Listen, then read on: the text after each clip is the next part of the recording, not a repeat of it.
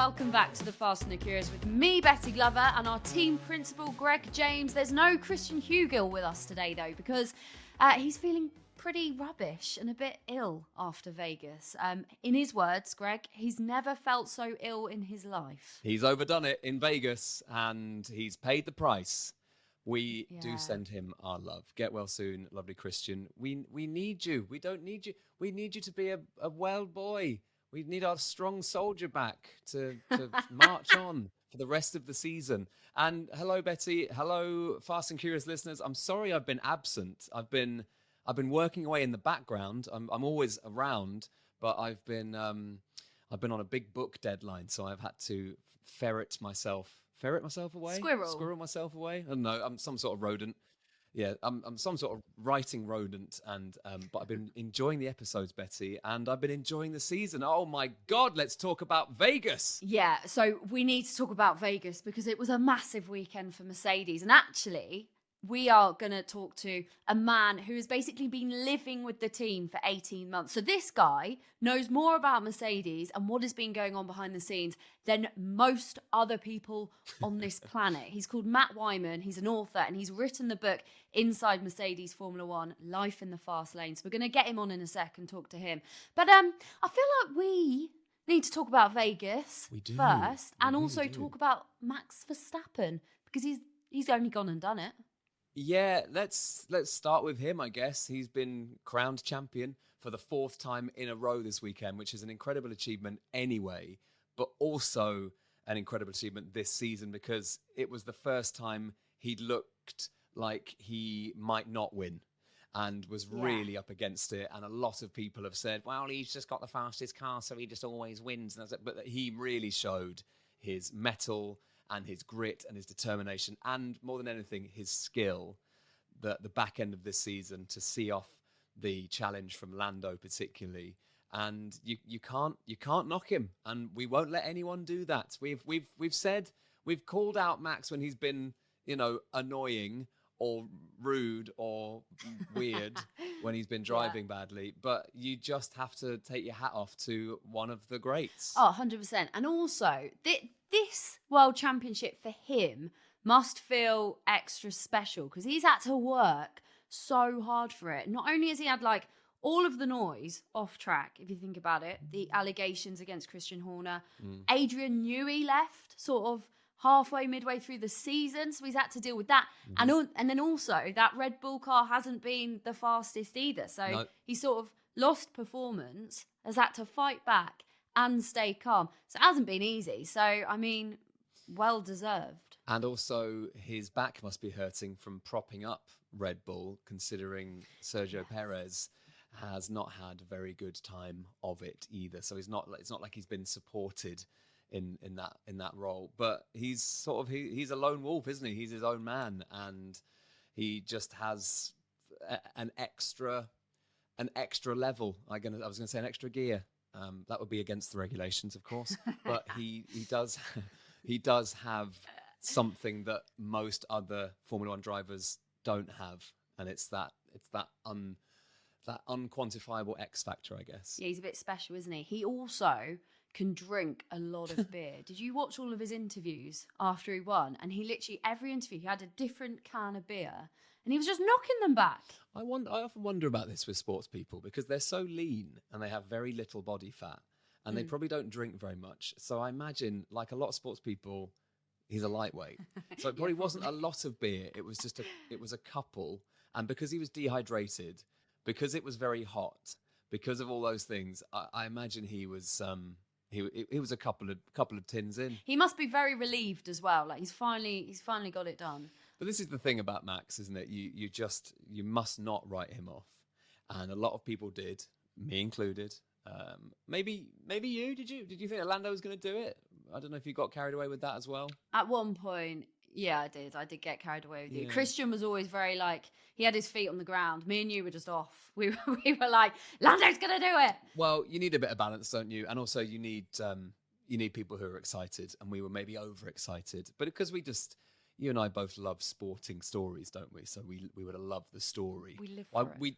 We did want more of a battle, but that's not how life is. That's not how sport is. It doesn't always work out as a fairy tale. But actually, it has worked out as a fairy tale for Max Verstappen to win 4 in a row At the age of 27. But I wonder how long he'll want to do it. I wonder how many more. Maybe he's got the bug back, and does he stay with Red Bull? He's got the pick of the grid. He could go kind of wherever he wants, couldn't he? Imagine if he followed Adrian Newey to Aston Martin at some point. God. I mean, Aston Martin with Fernando Alonso and Max Verstappen and Adrian Newey making the car. I think that's kind of amazing. Kind of iconic. But George Russell did say after his Vegas win that he wants to give it to Max Verstappen next season. He actually wants to give him a good fight, which I think is quite interesting because Mercedes have had a bit of an up and down season. Yeah, well, he's often written off a little bit, or not written off, but forgotten about, George Russell, because there's a lot of fuss around the Lewis move and Kimi Antonelli coming in and all of that. But actually, George just going about his business. And as we've talked about in this podcast before, going into next season, being the senior driver, being the team leader, essentially, he is up for the fight and he's confident. His confidence is high, particularly after that win. And he's just an incredibly skillful racing driver and capable of winning races and winning them well. And it is exciting for next year because it's going to be such a different grid with all the rookies and the changes. But he is in a pretty stable position, isn't he? He's backed by the team. Toto clearly loves him. He knows how to win. So, yeah, this could be a really good fight next year. Maybe next year will be the year where he sort of really comes alive that little bit more. But do you know what? Someone that knows a little bit more about Mercedes than me and you is a guy called Matt. Shall we bring him in? Yeah, let's do this. So Matt Whyman, the man behind Inside Mercedes F1, Life in the Fast Lane, which I've read and did a quote for this book. Did you? Yeah, another one. Yeah. Of course you did. You love it. Quoting all the books these days. And Matt is here now. Matt, welcome to The Fast and the Curious. Hey there. Thanks for having me. It's a pleasure to have you on, the author of Mercedes F1, Life in the Fast Lane. We were just talking about the chances of George Russell next year to have the year that everyone knows he can have. You have the inside scoop. You have the closest inside. You have the most inside of the scoops that anyone has had. So let's have a quick chat about Vegas and what did you make of that victory and the 1-2, really? Well, I mean, it was a long time in the making. They've been waiting for that for ages. And although I don't think anyone is quite clear how it happened, they're very happy with it. And I'm sure also I'm sure no doubt it's a learning experience. They'll take back some valuable data as to what allowed that to happen. And so moving into next year, with George, it could be his year if they get everything right. Do you have much chat with the team now that the book is out and you've done your research? Are you still very much in with them? Are you sending messages to the drivers? How close is that relationship now? Yeah, a little bit. I spent 18 months with the team, and it's a long time, and it's a long time to get to know people. That's amazing. Yeah, it is. Isn't it? It is. When the invitation came, I kind of had two responses. The first was as an F1 fan, and it probably took me about 100th of a second to decide that, yes, I wanted to spend 18 months with Mercedes F1. The second response was more from sort of a writer's point of view, really, which was, how am I going to do this? The invitation was to come and write a book about the team, and not just about Lewis and George and Toto, but about nearly 2,000 people who are responsible for putting the cars on the road. And so I kind of just had to think, well, how is this going to be done? Because there isn't really a blueprint. There's no other kind of book about Mercedes that would show me how to do it. So I kind of hesitated for a fraction longer before I jumped at the opportunity. But yeah, 18 months is a long time. So I got to know everyone pretty well. So yeah, I am still in touch with quite a few members of the team, and certainly I passed a message on to George, congratulating him on his win this weekend, because why wouldn't you? Because it was a great victory. Matt, can we take it right back to day one? I'm going to say on set, because it kind of is on set, really. You're on the set of this movie. Yeah, it was the movie of Formula One, and you're now walking past these superstars that you must have grown up watching and, experiencing this sport. So day one, how has it all happened? Did you have a plan on day one? Did you sit in a meeting with someone? Did someone say, this is what we want, this is what we want? Or were you allowed to just write what happened? I assumed I would be heavily restricted and heavily chaperoned in what I was going to be allowed to see and what I was going to be allowed to do. And that just didn't pan out. And actually the thing that changed everything was the fact that it became apparent that it wasn't the comeback year, right from the first race. And I honestly thought I was probably just going to get a handshake and told it wasn't, it's not going to pan out this year. Maybe another time when we're winning. I really thought that was going to happen. But actually Mercedes doubled down on it and they said, look, we kind of think that it's more revealing to have you here at a moment of adversity than it is just to be, documenting all the wins, one race weekend after another. So they kind of left me to it. And I was always waiting to see whether or not they were going to say, look, you can't do that. You can't say this. But it never happened. And so there wasn't really a sort of any incidences where, there was anything that Mercedes might have said, well, you can't show that, because it just didn't happen. It was kind of it was almost like a textbook. How do you deal with getting off the back foot and getting back onto the front foot?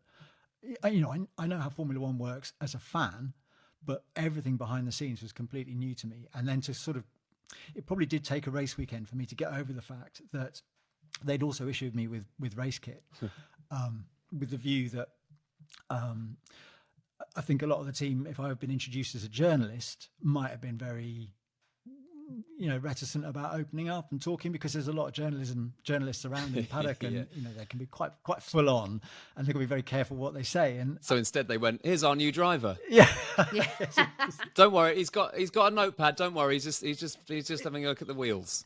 Yeah, don't worry. It's hard, you kind of take it for granted, and then you try and explain it. And I didn't want to patronize anyone. I just wanted to cover every base so that, you can come to this book without any prior knowledge of Formula One, but equally you're not going to be going, well, I know all this. Because I think there's things that I thought I knew, and then actually there's a whole lot more to it. You can go to as many levels of depth as you like, really.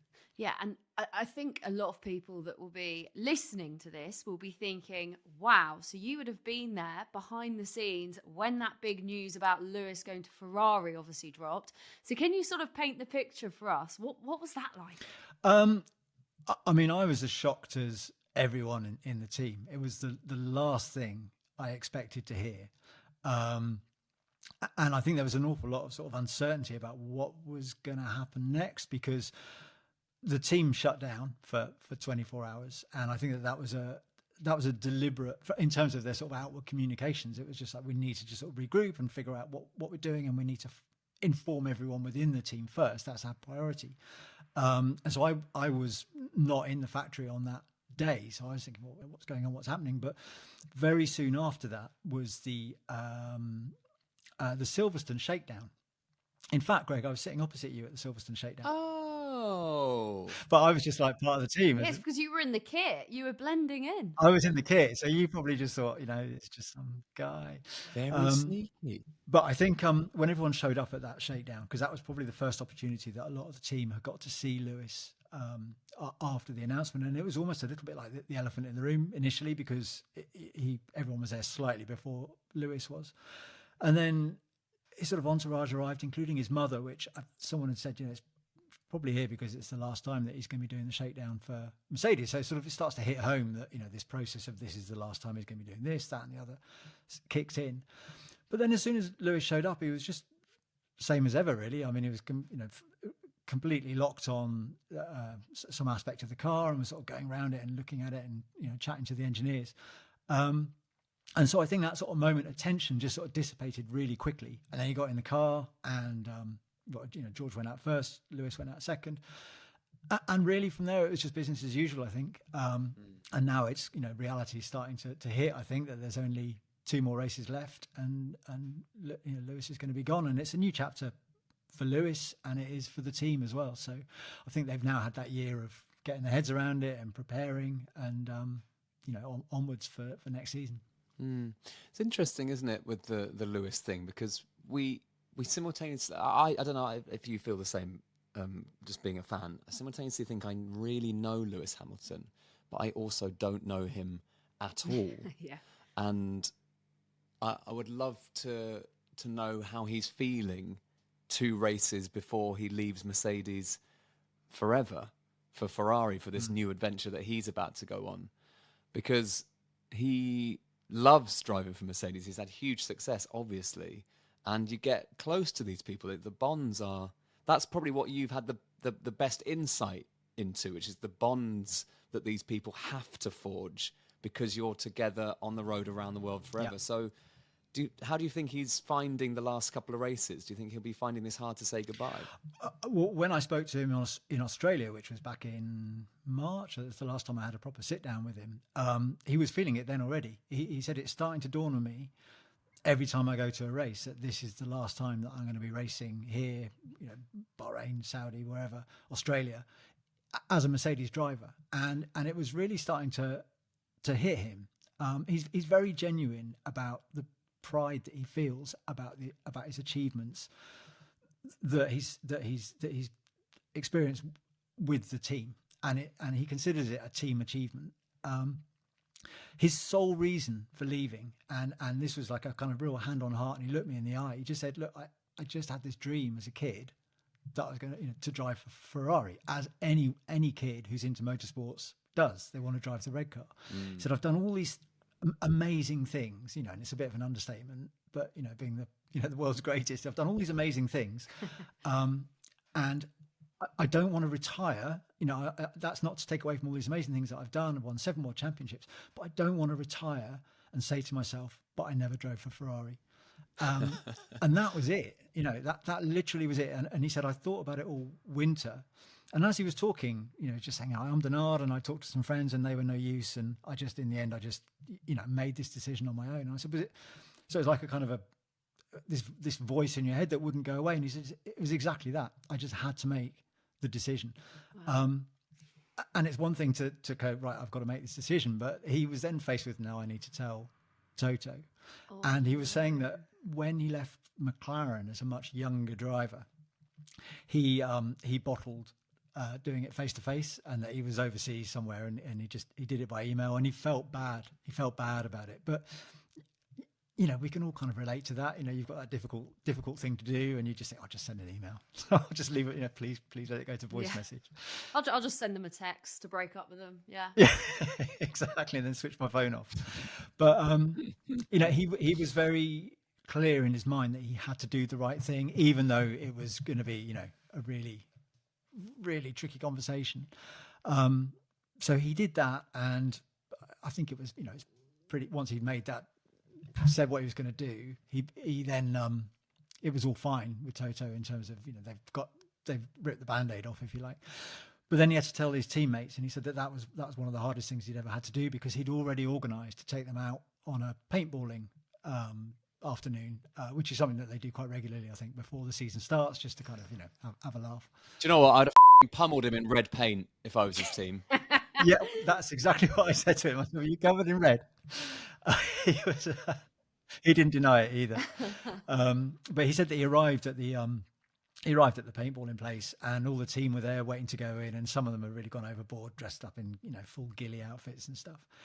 And he said he parked up and he couldn't get out of the car for 20 minutes because he was so sort of stricken with, what am I going to say to this team that we've, as you said, Greg, we've been shoulder to shoulder for for years, and now I'm leaving. And so it was a very sort of human response. If you take away all the kind of the epic kind of magnitude in the sport of this decision, it all came down to, I've got to tell people that I really like, my people that I really trust, that I'm moving on, and I felt for him a bit, actually, when he was telling me about it. Yeah, a massive decision when you've been with a team for that amount of time, had that much success with them. And also, I imagine for Lewis, he would have wanted to have left Mercedes on a high. Yeah. It hasn't been completely smooth sailing. He's been open about struggling a lot with the car. And then also he knows that he's going to be joining Ferrari, and he's been watching Ferrari do really well. It must have been tricky for him. I think probably Silverstone this year has kind of saved the day in that respect. If you sort of look at Mercedes performance this season.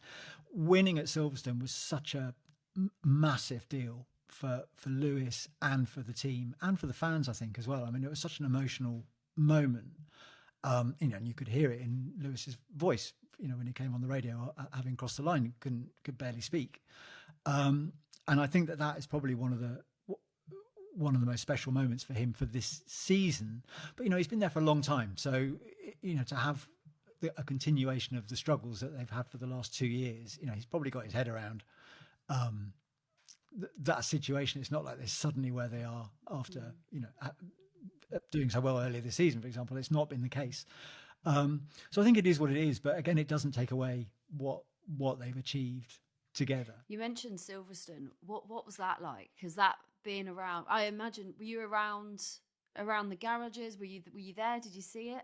I didn't see it because the plan was always to finish at Monaco, because Monaco being the jewel, and we're always going to finish at Monaco. So the difficulty with this book, going back to that initial question that you're asking, Greg, about how do you do a book like this, is that I didn't know what the ending was. I didn't know where it was going to go, which is quite unusual when you start a book. Goodness knows, who knows where this is going to go. Yeah, of course. So I finished at Monaco. I think the next race, was it Canada? I think George put it on pole. I thought, I can't not put that in. So I kind of had to open up the chapter and go, and in a week's time, George will put it on pole, and that was done. And then the following race, Austria, I think it was, where Max and Lando took each other out, and George was kind of gifted the win. And I thought, I can't not put that in. So we kind of opened it up again, and I was thinking that's got to be it, really. That's got to be where we finished. And then Silverstone happened, and I absolutely knew that I was going to get a call.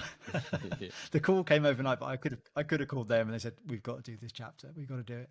So I wasn't there, but I got to speak to everyone literally the day afterwards, and I remember having a really good chat with Bono, who, I mean, he couldn't have painted a more vivid picture. He said on that last lap, he didn't need to look at at the screens to see where Lewis was on the circuit, because he could judge it by the sound of the fans just roaring and you could trace it around the track as Lewis went around, and so he painted a really vivid picture, and then said afterwards that they neither of them had ever had so many messages as this race. And he said Lewis got messages from the other Bono, from U2, and Barack Obama.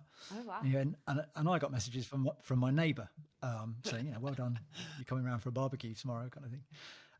So it was a great contrast, and I think it kind of summed up what it meant to the team. So for me, it was, from a storytelling point of view, it was a happy ending, given given where they started in Bahrain the season before. It's a kind of it's a story of redemption, if anything. And it's never ending. Formula One never ends. Sport never ends. That's why it's impossible to write books like this about it. But I wanted to. So we've talked a lot about Lewis, and I want to talk more about the future now, and actually delve into your thoughts about Toto. Toto's a character we are obsessed with. The Formula One world is obsessed with Toto Wolff. He is a great character. He is a huge success. He's a great figurehead for that company. And we love chatting to him, but he's also a very fun man, but he's a very serious businessman as well. What's the Toto you know, and how close did you get to him, and what did you like about him? So I mean, I agree with everything that you've just said. He is a lot of fun, but he's also he's just really competitive, and just wears his heart on his sleeve for the team. Initially, I didn't get to speak to Toto for quite a while. He'd always sort of say hello in passing, but I'd never had a chance to sort of shake his hand. And so a moment came where I was talking to the chief mechanic, Matt Dean, in the garage, and Toto came in and he looked at Matt as in, I need a word with Matt. I thought, now is my time. This is the time to just shake his hand and go, hi, Toto. So I stepped forward to shake his hand, and as I did so, Toto appeared, and then Drive to Survive film crew appeared as well, with Toto, with the microphone boom over Toto's head and the camera behind Toto's shoulder. And I just thought, I'm not doing this in front of millions of people. And I just backed out completely. And Toto had his thing with Matt, and it was all filmed and stuff. But yeah, I think that race I did break the ice with him. And then he was just very, very busy. So he was the one person I got to know him a bit through last season, but it was more through observation.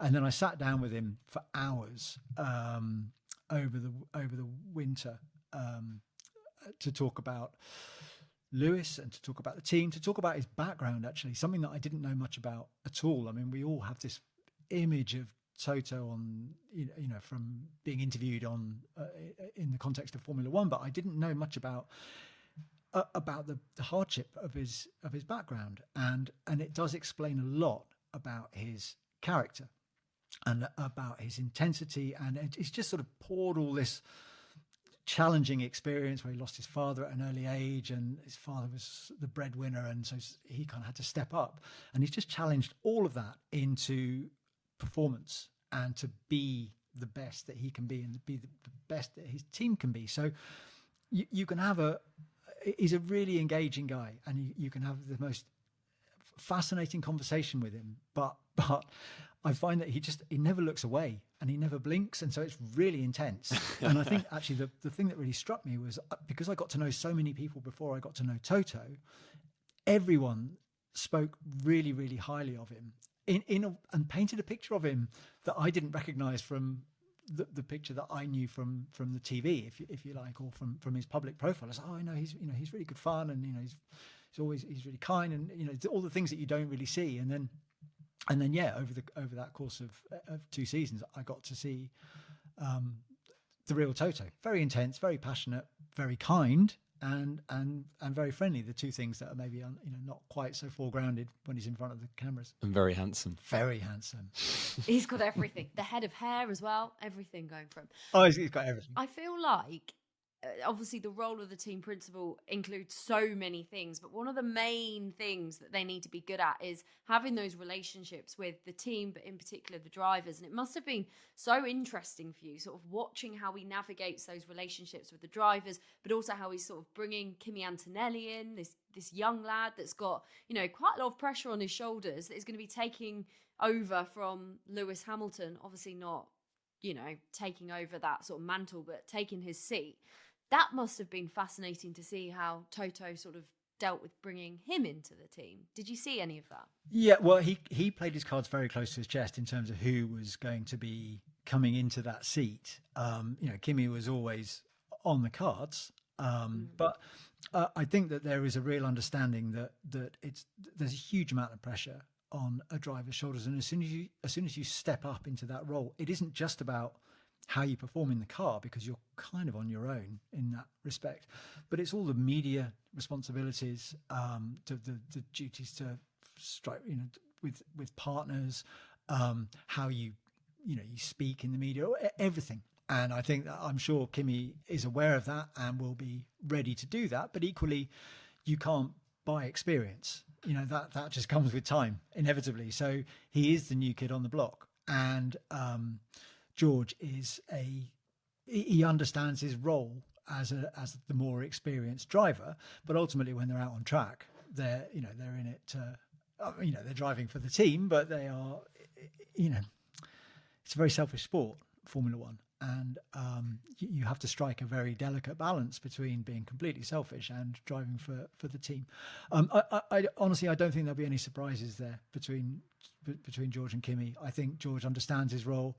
I think Kimi equally understands that there is, he's going to have to find his own identity, and quickly, but I think he's well supported within the team. And it isn't just by George, it is by the wider team. There are people looking out for every kind of aspect of his welfare as an individual and as an athlete. By what you're saying, it sounds like George is really good at that communication side and sort of relaying things back. And do you think he's ready to sort of step up and lead Mercedes? Is that the impression you get?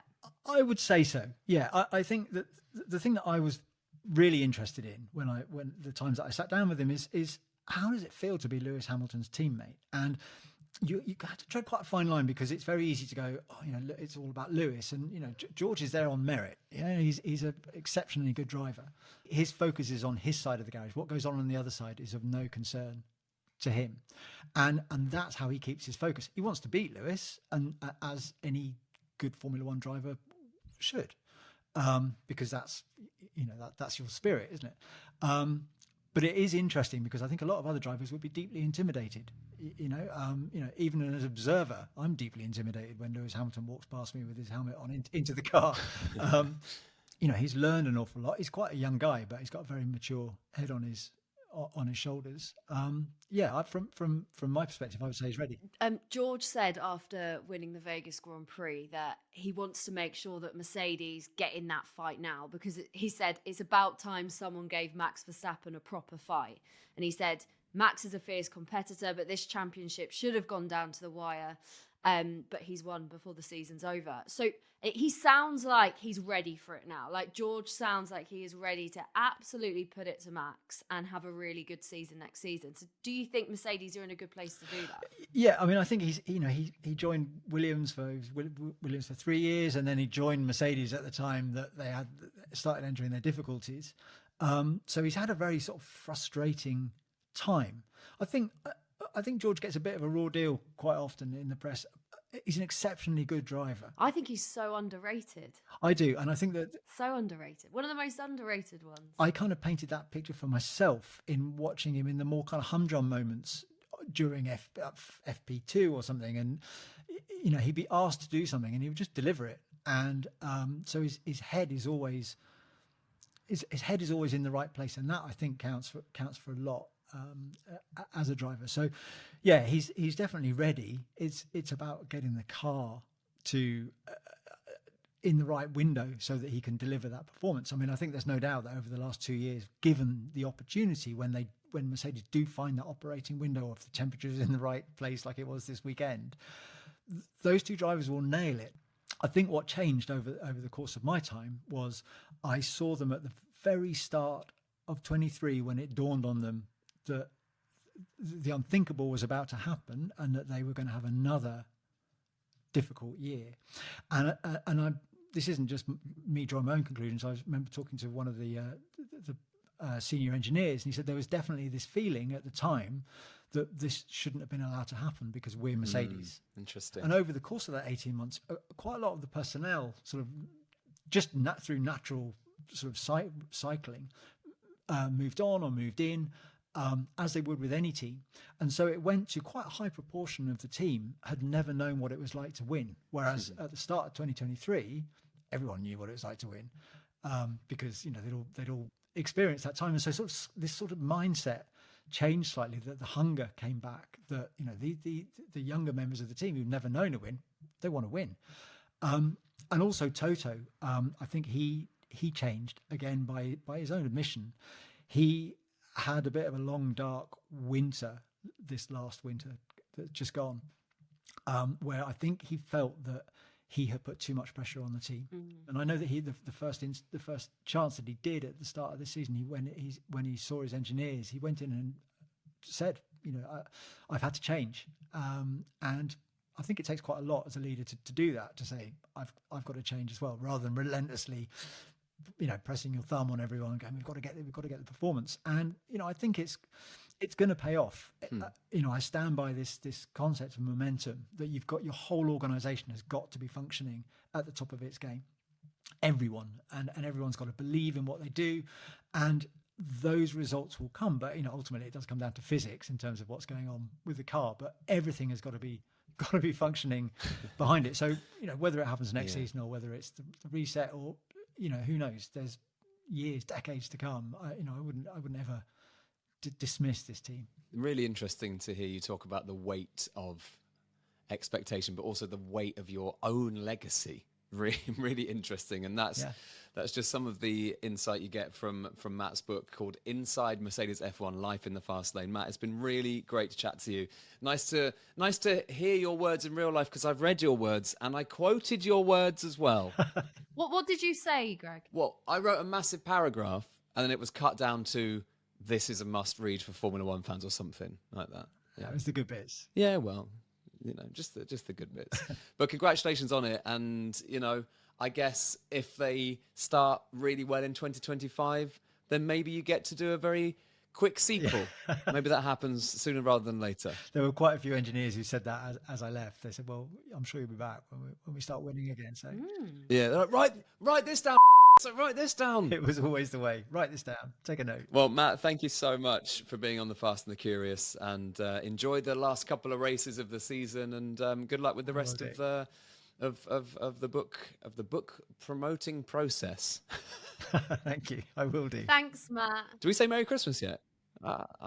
I might deploy my first Merry Christmas. Merry Christmas. Oh, Merry Christmas to you. It's my first as The well. 26th of November. Well, I don't know. It just felt right. It's a good book for Christmas. How about that?